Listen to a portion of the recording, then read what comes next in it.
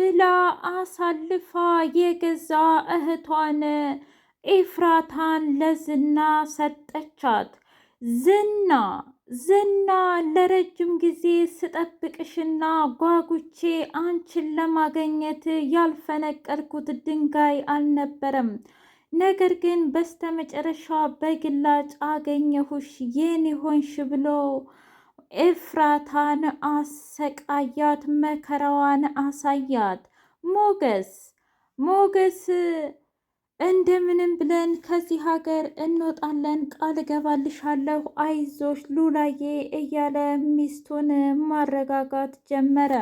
መድብል እኔ የመጨረሻ ህልሜ አልበም ማውጣት ነው፣ ወይ ስለ ፍቅር ወይ ስለ ሀገር ወይም ደግሞ ስለተጨቆኑ ሰዎችን የመጨረሻ ህልሜና ግቤ እሱን ነው። ነገር ግን ከዛ በፊት አንተንና ሉላን እንዲሁም ብሩክንና ቅድስቴን አዳድሬ ሰርግ መብላት አለብኝ ብሎ አለ። ምን? እንዴት ማለቴ?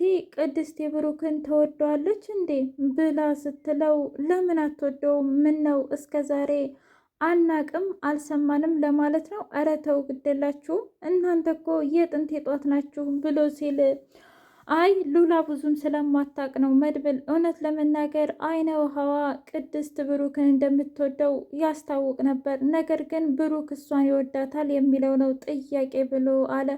እሱንማ እንግዲህ እኔም የማየው ነገር ነው። ነገር ግን ብሩክም እንደዚህ አይነት ስሜት ሊኖረው ይችላል። ግን ያ ወንድ ልጅ ስለሆነ አውጥቶ ስሜቱን መናገር ስላቃተው ነው እንጂ እውነት ለመናገር ቅድስት እኮ በጣም የምትወደድና የምትፈቀር ልጅ ናት። አሁን ከሷ ምን ይወጣላታል ብለህ ነው ብሎ ሞገስ አለው። እውነት ነው፣ ትክክል ነህ መድብል። እና አንተም ደግሞ ማግባትና መውለድ ያለብህ እኛም ብቻ አይደለም እሺ ብሎ ሲለው አረ ችግር የለውም እኔ አልበቤን ካወጣው በኋላ ምናልባትም አገባም እወልድም ይሆናል። እሱን የሚያውቀው እኔ ሳልሆን ፈጣሪ ነኝ ብሎ አለ።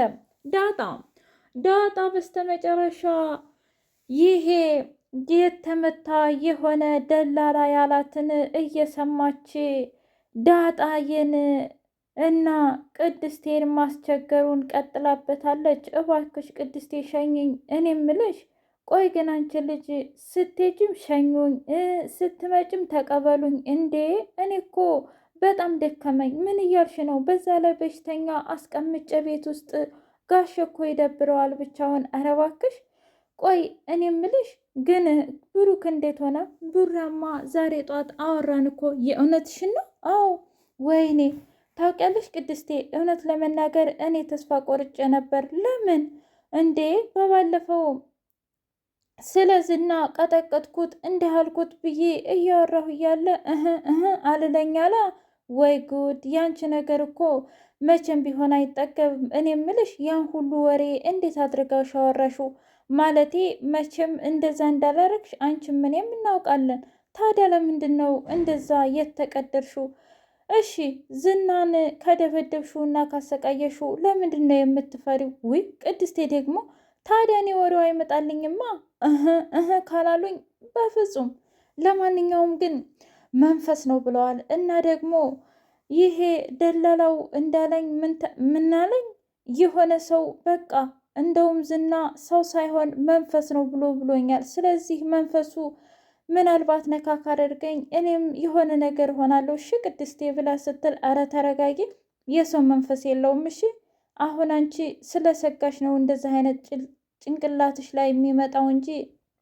ሰላም ውድና የተከበራችሁ የህያ ቤቴ ቤተሰቦች እንዴት ናችሁልኝ? ሁሉ ሰላም፣ ሁሉ መልካም። እኔ እግዚአብሔር የተመሰገነ ይሁን ሰላም ነኝ፣ ደህና ነኝ። ለዚህ ቻናል አዲስ የሆናችሁ ሰብስክራይብ እያደረጋችሁ ቤተሰብ ይሁኑ። ነባር ቤተሰቦች ደግሞ ስለምትከታተሉኝ እጅጉን አድርጌ አመሰግናለሁ። እጅግ አስተማሪውና አጓጊው ምሳሌ ድራማ እንደቀጠለ ይገኛል። ብሩኬ በስተመጨረሻ ከምሳሌ ጋር ተኝተው ከዛ አባዬ እያለች ምሳሌዬ ስትጠራ አቤት ልጄ ብሎ አላት። ምሳሌ በጣም ደነገጠች። አባዬ እኮ ማውራት ጀመረ፣ አባዬ እኮ አወራ ቅድስት እያለች ስትጣራ ቅድስቴ ብርግግ ብላ መጣችና ምንድነው ምሳሌዬ ምን የተፈጠረ ነገር አለ ብላ አለቻት። አባዬ እኮ አወራኝ። ምን ጋሼ አወራሽ? አዎ እመኚ እንደዚህ ምሳሌዬ ብሎኛል። ወይኔ ጉዴ ጋሼ አወራህ እንዴ ብላ ስትለው አዎና ቅድስቴ እንዴት ነሽ ደህና ነሽ ብሎ ሲላት ቅድስቴ በጣም ደነገጠችና ስትተቃቀፍ ከምሳሌ ጋር እሱን የቁስሉን ቦታ ላይ ነኩት። ከዛም በኋላ አረገደላችሁኝ እናንተ ሁለት ልጆች፣ ለማንኛውም እኔ አሁን በጣም ደህና ነኝ ብሎ አለ። እሰይ እንደዚህ ከሆነማ በጣም ደስ ይላል። ለማንኛውም ይህንን ነገር ለመድብል መናገር አለብኝ ብላ ለመድብል ደውላ ስትነግረው እጅጉን ደስ አለው። ከዛ ለሞገስ ነገረውና በጣም ደስ ይላል። ታውቃለህ ይህ ሁሉ ባንተ ነው የሆነው። እናም አንተ ከዚህ በኋላ የወንድሞቹ ጀግና ማለት አንተ ነህ። አረ ግደለህም ተው መድብል ተው፣ ጀግናማ አንተ ነህ። ምክንያቱም አንተ እኛም ባታጠነክረን ኑሮ የምሬን ነው ምልህ እንደዚህ አይነት ውስጥ አልገባም ነበረ። ታውቃለህ ሉላ ለብዙ ዓመታት አሰቃይቷት ነበር ዝና። ነገር ግን እኔ ደፍሬ ብቻዬን አልገጠምኩትም ነበረ።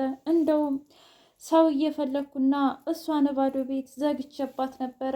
አየህ ታዲያ እኮ ከአንድ ብርቱ ሁለት መድኃኒቱ የሚባል ነገር አለ እና አንተ እኔ ወዳጅ ሆነን ታሪክ ሰራል።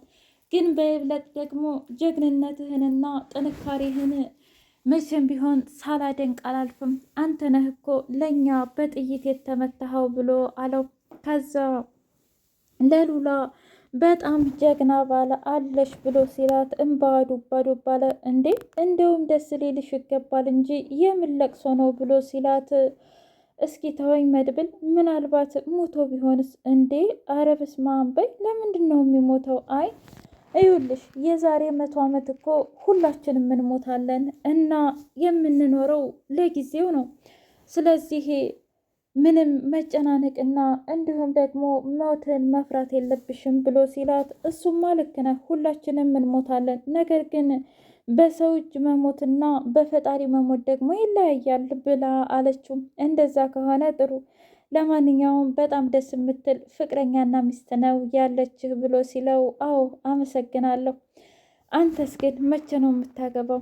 አይ ሞገሴ የኔ ነገር እንኳ ገና ነው። ለማንኛውም እኔ አልበቤን ካወጣው በኋላ ሁሉም ነገር ይስተካከላል። እናንተንም መጀመሪያ ነፃ ማውጣት አለብኝ ብሎ አለም። ሉላዬና ጠበቃው አብረሽን ጊዜ ካላሳለፍሽና አብረሽን ካላደርሽ ብረቱን እርሽው እንደውም አሳስረዋለሁኝ ብሎ አላት። ቆይ ግን ህይወት ታዳላለች አይደል? ህይወት ሚዛናዊ አይደለችም። ለአንዱ ደስታ ለአንዱ ሀዘን። ቆይ አንተ አሁን ከኔ ምንድን ነው የምትፈልገው? እኔስ ምን አደርግልሃለሁ? ታውቂያለሽ በምድር ላይ በጣም ብዙ ቆንጆ ሴቶችን አብሬ አድሬያለሁ፣ አብሬ ጊዜ አሳልፌያለሁ። ግን እንዳንቺ አይነት አይቼም ሰምቼም አላውቅ እና ለዛ ነው። አንቺ ምን አሻሽ? አንድ ቀን ከኔ ጋር ምርጥ ጊዜ አሳልፊ። ከዛም በኋላ በሌላው ቀን ደግሞ በቃ ሁሉም ነገር ሀብትሽም ሆነ ንብረትሽም ባለቤትሽንም ታገኛለሽ። ምን? እኔማ ባለቤቴን በፍጹም እንደዚህ ላድርገው አልችልም እና አይ በፍጹም አላደርገው ብላ ስትል ምን ማለት ፈልገሽ ነው? ትሰሚኛለሽ? እንደዛ ከሆነ ባልሽ እዛው አልጋ ቁራኛ ላይ እንደሆነ የእስር ትዕዛዝ ይወጣበታል፣ እስር ቤት ይበሰብሳል ብሎ አላት። ግን እኮ እሱ አንተን አምኖ ነበር፣ በአንተም ተስፋ አድርጎ ነበር። ትሰሚኛለሽ? በሰው ልጅ ላይ ተስፋ ማድረግ ከንቱነት ነው። ተስፋ ማድረግ በፈጣሪ እንጂ በሰው ልጅ አይደለም ብሎ አላት። እውነትህን ነው? አዎ። አሁን ትስማሚያለሽ ወይስ ደግሞ ነገ ባልሽ በካቴና ታስሮ እስር ቤት መወርወሩን ትመርጫለሽ ብሎ አላት። እንግዲህ ሉላዬ አማራጭ አጣች እና ቆይ ምንድን ነው የማደርገው? ምንስ ነው የምመርጠው? እያለች ጥያቄ ስገባባት ምን ነው ቸገረሽ እንዴ? አንዱን እኮ መምረጥ ነው። ኧረ እባክህ 2 ሰዓት ላይ ጥደኸኝ እንዴት አድርጌ ነው አንዱን ልመርጥ የምችለው? ብቻ አንተ በጣም አረመኔና ጨካኝ ሰው ነህ ብላ አለችው። ሉላ እንግዲህ አታሳብጅኝ ብሎ እንግዲህ ወደ ክፍሉ ይዟት ገባ። ሉላዬ ለሞገስ ስትል ትልቅ መስዋዕትነትና ከማትፈልገው ከማታፈቅረው ሰው ጋር አብራ ልትተኛ ነው። ሞገስ ቁጭ ብሎ እየጠበቀ ልቡ እየመታ፣ ቆይ ግን ምንድን ነው ይሄ ነገር እየተካሄደ ያለው? ሉላዬ ደህና ነሽ ዛሬ? ልቤ ያለ በቃ ከመጠን በላይ ተጨናነቀብኝ፣ መታብኝ እያለ ብቻውን ማብሰልሰሉን ቀጠለ። መድብልና ብሩኬ እስኪ ብሩኬ ንገረኝ፣ ምን እንዳደረግሁ እዛ ምን እንዴትስ እንደኖርክ ብሎ ሲለው፣ አይ የእናቴ ልጅ ጋሼ አመሰግናለሁ ስላደረክልኝ ነገር፣ ነፃ ስላወጣኸኝ፣ እንዲሁም ደግሞ ምሳሌንም ስለጠበክልኝ ብሎ ሲለው፣ ምን ማለት ነው? እኔ እኮ የእናት ልጅ ወንድም ነኝ። በዛ ላይ ለምሳሌ ደግሞ አጎቷ ነኝ። እንደዚህ አይባልም። አሁን ግን ትነግረኛለህ ወይ? ያንን ካሊሙ ሲሳንም ሆነ ዝናንም አለቃቸውም ብሎ ሲል፣ ተው እባክህ፣ እኔም እኮ ትልቅ ጥፋት አጥፍቼ ነው። ኧረ እባክህ እንደውም ደግ አድርገሃል። እኔ ብሆን እመነኝ፣ እንደውም እንዳንተ ሳይሆን ፖሊስ ጣቢያ ሄጄ ከስሼ አሳስራቸው ነበረ። አሁንም ቢሆን ግን ወንድሜን እንደዚህ ደም በደም እንድትሆንና አካለ ጎደሎ እንድትሆን ያደረጉህን ዝናንና ካሊሙ ሲሳን በፍጹም አልለቃቸውም ብሎ አለ። እንደዛ ትሆን ከዚህ በኋላ ህልምህን ብቻ ነው ማሳካት ያለብህ ብሎ ሲለው፣ አንተማ ለኔ ህልም ሁሌ እንደሮጥክ ነው። ድሮ ልጆች ሁነን ራሱ አንተ ለኔ ታግዝልኝ ነበረ እና ልክ እንደዛውን አሁንም አልተቀየርክም፣ ጠበቃ ሆነሃል ብሎ አለው። ይልቁንስ ቶቶሎ ዳን በልና ንግስትህን እንዲታገባ እንድትጠቀልል ደግሞ እኔ ራሴ ነኝ የምድርህ ብሎ ሲለው፣ ምን ነው እንዳለማወቅ ልትሆን ነው እንዴ? እኔ ላይማ ሙድ መያዝ አይነፋም ብሎ አለው። አረ የምን ሙድ መያዝ ነው? በፍጹም እኔ አልገባኝም። ማናት? አረ እባክህ እንግዲህ መቼስ ባትወድህና ባታፈቅርህ ይህን ሁሉ መስዋዕትነት አትከፍል። አንተስ ቢሆን ለሷ ምንም አይነት ስሜት የለህም? ይኸውልህ እኔ እኮ ታላቅ ወንድምህ ነኝ እና እያንዳንዱ ነገር በደንብ አድርጌ ነው የማውቀው፣ ብትነግረኝ ደስ ይለኛል ብሎ ሲለው፣ አረ መድብል ምንም ነገር የለም እያልኩ አይደል? እሱን እንግዲህ እናየዋለን ብሎ አለ። ቅድስቴና ደላላው ትሰማኛለህ? ባላላት ከዚህ በኋላ ባሏ መጥቷል እና አርፈ ብትቀመጥ ይሻልሃል ብላ አለችው። ምን ማለት ነው? ቅድስቴ ባላላት እንዴ? አዎና። ወይኔ ጉዴ! ማህሌት ሁለት ምርጫ ሰጣት። አንዱ ብሩክን ይቅርታ መጠየቅ፣ ሌላው ደግሞ ኢፍራታን አሳልፎ መስጠት። ብሩክ እውነት አሁን ይቅር የሚለኝ ይመስለኛል። አይ አይለኝም፣ ግን ደግሞ ምንም ብትሆን እህቴ ናት፣ ስጋ ናት። እንዴት አድርጌ ለገንዘብ ብዬ አሳልፌ እሰጣታለሁ? ብሰጣትስ ደግሞ ጸጸቱ እንዴት ነው የሚገለኝ? አይ ብሩክን ይቅርታ ብጠይቀው ይሻላል ብላ ኤፍራታ ትልቅ ወጥመድ ውስጥ ገባች። እንዲሁም ማህሌት ኤፍራታን አሳልፋ ልትሰጣት ነው። ከባድ ምርመራና ወንጀል